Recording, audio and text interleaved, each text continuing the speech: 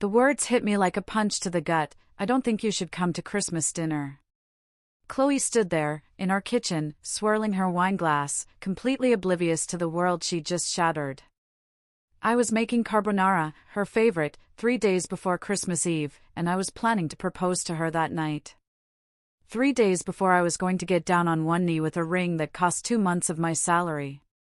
I just stared at her. Surely, I'd heard her wrong. "What do you mean?" I asked, my voice barely a whisper. She immediately got defensive, the way she always did when she was caught. She said some guy, Dustin, from her office was going to be there, and it would just be awkward if I showed up. Dustin.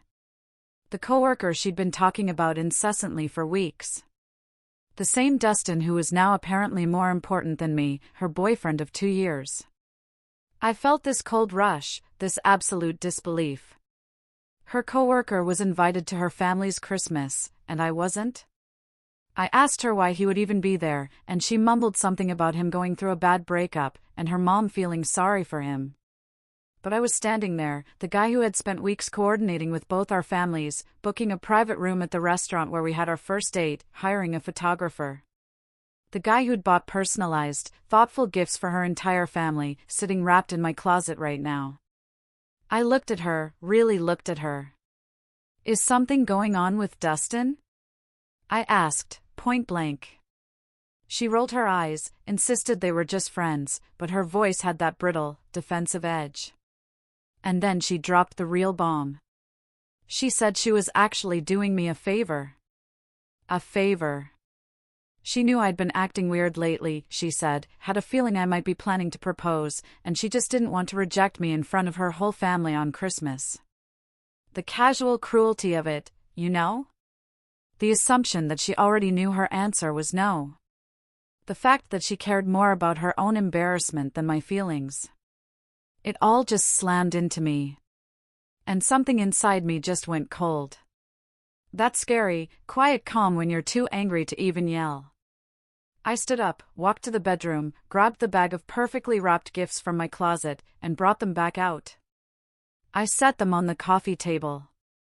"Here," I said, my voice flat. "Take these to your family, since I won't be there."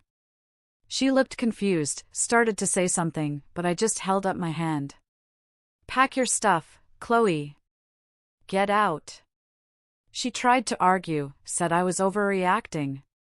"It's just one dinner," she cried, as if this whole thing was about missing a meal, and not about her choosing another man over me, then acting like she was doing me a favor.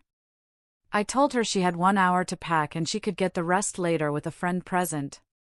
The ring box felt like it was burning a hole in my pocket, but I didn't say a word about it.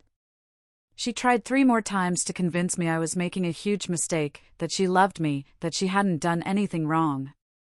But I was done. I pulled up my phone and set a timer for 55 minutes.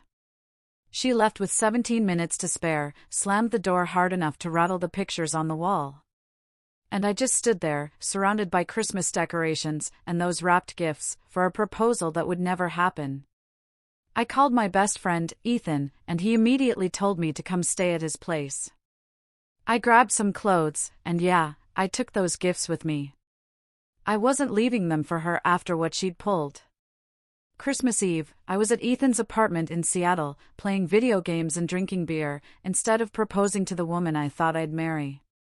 My phone was blowing up with texts from Chloe, begging to talk, saying she'd made a mistake. But what was there to say? Christmas morning, I got a text from her dad. "They'd missed me yesterday," he said. Chloe told them we'd had a fight, but wouldn't say what about. He added that whatever happened, I'd always be family to them. Her mom texted the same thing. Those texts made me feel even worse because I genuinely loved her family, and now I felt like I'd lost them too. I texted both of them back, thanking them, and explaining that Chloe had uninvited me because she wanted to bring someone else, a coworker named Dustin. And that she'd admitted she would reject my proposal if I made one. I kept it factual. Didn't trash talk their daughter. Her dad's response was just, "I'm so sorry. She made a terrible mistake." Her mom didn't respond at all. I could only imagine the conversation happening in their house. Chloe's texts grew more desperate after Christmas. Multiple messages a day, saying she'd ended things with Dustin, that it was never serious, that she loved me and wanted to fix things. But even if I believed she'd ended it with him, which I didn't, the damage was done. She'd shown me exactly who she was and what I was worth to her. You don't uninvite your boyfriend of 2 years to Christmas. You don't choose a coworker over your partner. You don't tell someone you'd reject their proposal and then expect to just walk it back. So, I kept ignoring her. I spent the rest of the holiday week at Ethan's, trying not to think about the ring in my sock drawer and the future that had disintegrated in one conversation. The texts didn't stop after New Year's. They got worse. More frequent. More unhinged. Chloe started calling me at 2, 3, 4 in the morning, letting it ring until voicemail, then calling again immediately. I silenced her number, but I could still see the notifications piling up when I woke up. Dozens of missed calls and messages cycling from apologetic to angry to sobbing to threatening and back again. Ethan told me to block her, but I wanted documentation, just in case things escalated. Then she started showing up. My neighbor mentioned seeing her car across the street at 6 in the morning. Then at my coffee shop on Saturday, sitting in the corner, pretending to read but watching me the whole time. Then outside my gym, waiting by my car. Every time, I'd just turn around and walk away without a word. Wouldn't engage. Wouldn't give her any reaction. It drove her absolutely insane, which, honestly, gave me a tiny bit of satisfaction after what she'd put me through. Her friends started a coordinated guilt campaign. Olivia sent this long message about how Chloe was crying every day, couldn't eat or sleep, and how I needed to give her closure. Sophia called me directly and spent 20 minutes explaining how everyone deserves a second chance, and I was being cruel. I told Sophia that Chloe had already gotten her second chance when I forgave all those red flags. Her third when I didn't dump her the first time Dustin's name came up. Her fourth when she cancelled our plans. She burned through all her chances when she uninvited me to Christmas. Sophia didn't have much to say after that. Meanwhile, I was doing better than I had been in months. Turns out, getting dumped right before your proposal either destroys you or motivates you. And I decided on motivated. I signed up for a photography course I'd been putting off for years. Something Chloe thought was a waste of money. Turned out, I was pretty good at it. Had an eye for composition. I started spending weekends walking around Seattle, taking pictures, instead of watching Chloe scroll through her phone. I picked up extra projects at work and got noticed by upper management for a campaign that brought in a major client. My boss pulled me aside in late January and told me they were starting the process for a senior position, and I was their top candidate. I also bought a project bike, an old Harley that needed restoration. Working on it in Ethan's garage on weekends was therapeutic. Taking something broken and making it whole again. Ethan joked I was using the bike as a metaphor for my own life. And he wasn't wrong. I started hitting the gym more consistently, too.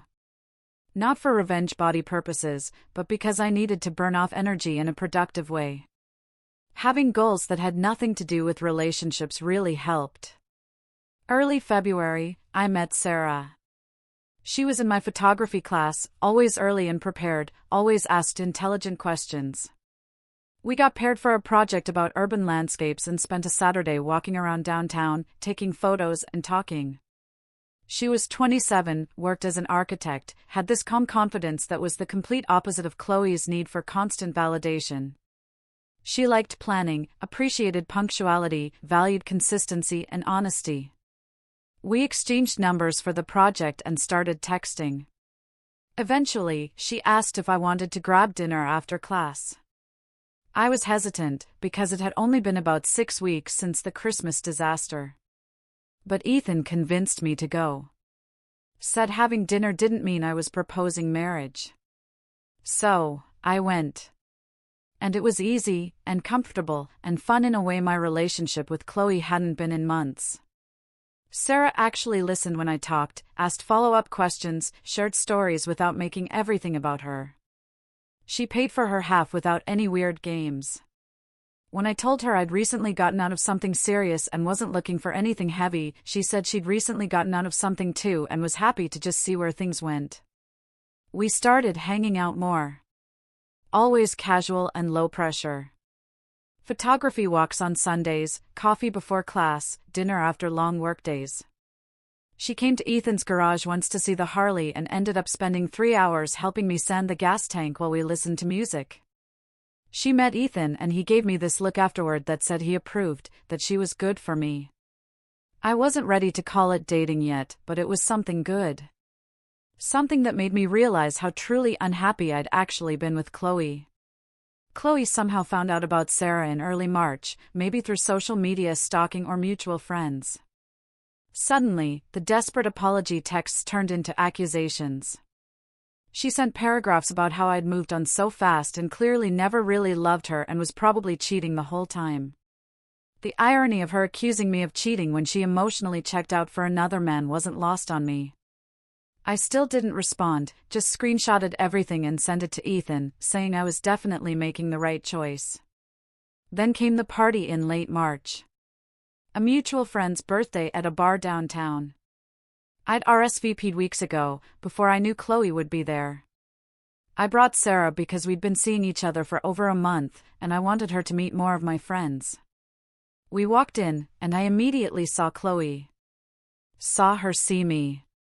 Saw her face go from surprised to hurt to absolutely furious when she realized I had someone with me. I introduced Sarah to people, kept my hand on her back, made it clear we were together without being obnoxious. Chloe spent the first hour glaring from across the bar, drinking too fast, talking too loud. I ignored her, focused on Sarah and our friends. We had a genuinely good time despite the weird energy.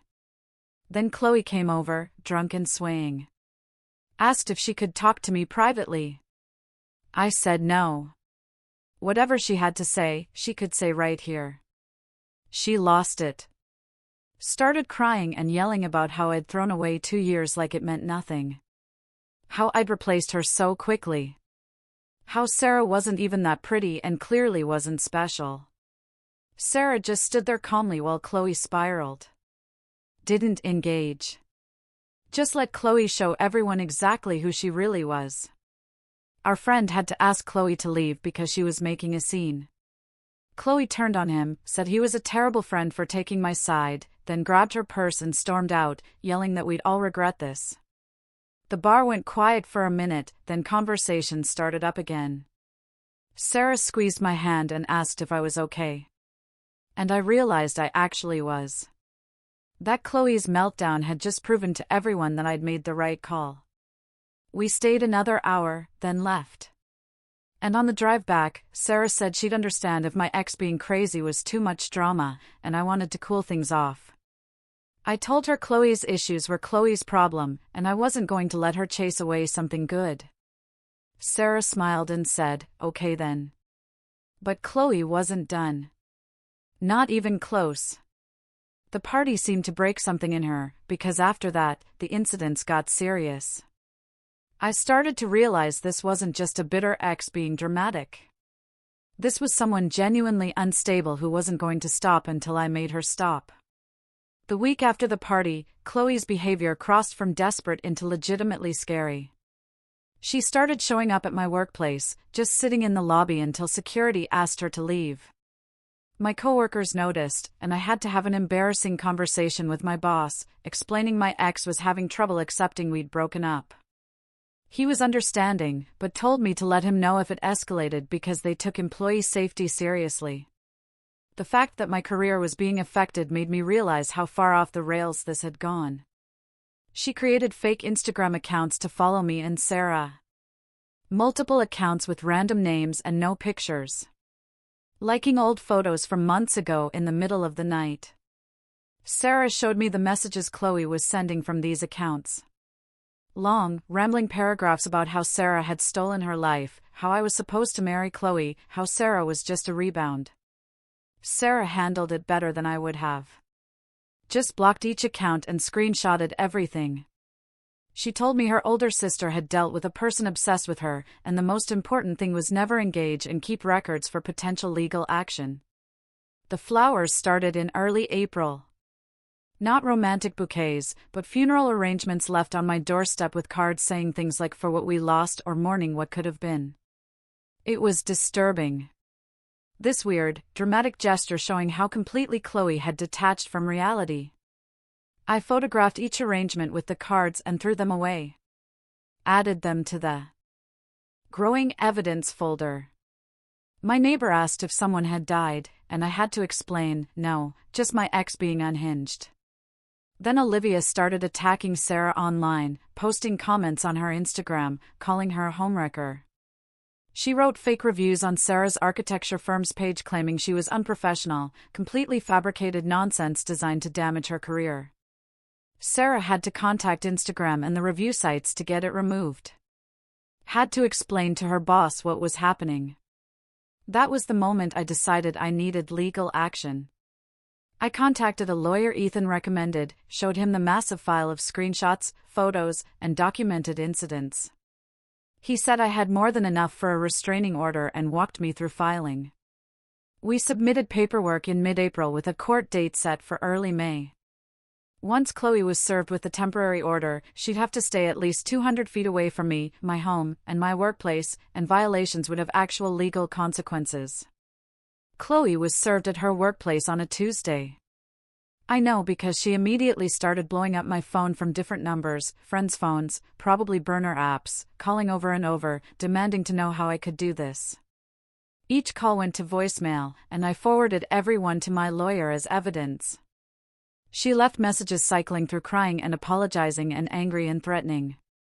The same emotional pattern, but now with legal consequences hanging over her. The court hearing was May 3rd. I showed up with my lawyer, my evidence file, and Sarah, who wanted to testify about the harassment. Chloe showed up late, alone, clearly unprepared. The judge reviewed everything, looked through photos and screenshots, listened to some voicemails. Chloe tried to argue she was just trying to get closure, that I was being cruel by cutting her off, that she had a right to express her feelings. The judge shut that down quickly, explained that showing up at someone's workplace repeatedly, creating fake accounts to harass their partner, and leaving funeral flowers went way beyond seeking closure into harassment and stalking. The permanent restraining order was granted. 3 years no contact. Had to stay 200 feet away from me, my home, my workplace, and Sarah. Chloe started crying in the courtroom, saying this was unfair and I was ruining her life. The judge told her she'd ruined her own life by refusing to respect boundaries and that violations meant arrest. We left, and I felt this massive weight lift. Like I could finally breathe properly. I thought that would be the end. The order was clear. Consequences were serious. Surely Chloe would finally get it. I was wrong. 2 weeks later, Saturday night around 11 o'clock, my apartment buzzer started ringing incessantly. I checked the camera and saw Chloe, clearly drunk, swaying and yelling into the intercom that she just needed to talk to me, that she loved me, that we were meant to be together. I immediately called the police and then Ethan, who lived 15 minutes away. Ethan got there first and used the intercom to tell Chloe the cops were coming and she was violating a restraining order and about to get arrested. She started screaming at him, calling him a traitor, saying he'd poison me against her. Police showed up 10 minutes later. I watched through my window as they talked to Chloe as she gestured wildly, pointing at my apartment, as they eventually put cuffs on her when she refused to leave. She was arrested for violating the order, spent the night in jail, went back to court the following week where the judge added penalties and extended the order. Even her mom, who'd been silent after I told them what happened back at Christmas, called afterward to apologize for her daughter's behavior. Her dad sounded exhausted and sad, and I almost felt bad for them, watching their daughter self-destruct. After the arrest, everything went quiet. No more texts, no more fake accounts, no more showing up places. Either jail scared her straight, or her parents convinced her to get help, or she just burned through all her energy. I didn't know and honestly, I didn't care. I was just grateful it was over. Life moved forward. I got the promotion in June, the senior position my boss had been working on since winter. Sarah and I moved in together in July, found a great apartment with a spare room I turned into a photography studio. The Harley restoration finished in August, and I took Sarah on a weekend trip down the coast. We stopped at that mountain cabin in the Cascades, the one I'd originally booked for Chloe, and I realized how much better this was with someone who actually appreciated it. September came, and on a perfect Saturday at a park overlooking the city, I got down on one knee and asked Sarah to marry me. I'd kept the ring from before, had it cleaned and stored at Ethan's place, because the return period expired. And honestly, I just forgot about it until I knew I wanted to propose to Sarah. The ring wasn't the problem. Choosing the wrong person was. Sarah said yes immediately. No doubts, just pure joy about our future. We called our families, celebrated with Ethan that night, started planning a wedding for next summer. I never heard from Chloe again. Last I heard through mutual friends, she'd moved to another city for a fresh start, was in therapy, had accepted responsibility for everything. I hope that was true, for her sake. But mostly, I didn't think about her anymore, because my life had moved so far beyond that disaster. Sometimes people ask if I regret those 2 years, or if I'm bitter about how it ended. Honestly, I'm not. Yeah, it sucked, and the stalking was terrifying. But if Chloe hadn't shown her true colors when she did, if she'd said yes to that proposal, I'd have married the wrong person and ended up divorced and miserable. Instead, I dodged a massive bullet, found someone infinitely better, and built the life I actually wanted. The ring meant for one person ended up on the hand of the right person. And that felt like the universe correcting a mistake before it was too late. Sometimes the worst things that happen end up being the best things that could have happened. You just can't see it until you're on the other side. What do you think about this whole journey?